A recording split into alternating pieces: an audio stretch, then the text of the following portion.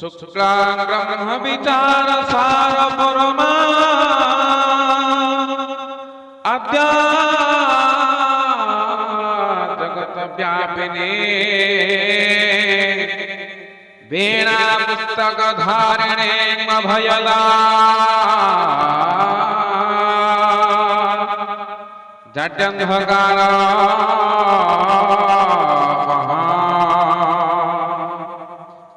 हस्ते स्फटिकमालिकां विदधते पद्मासने संस्थिता वंदे तां परमेश्वरीं भगवती बुद्धिप्रदा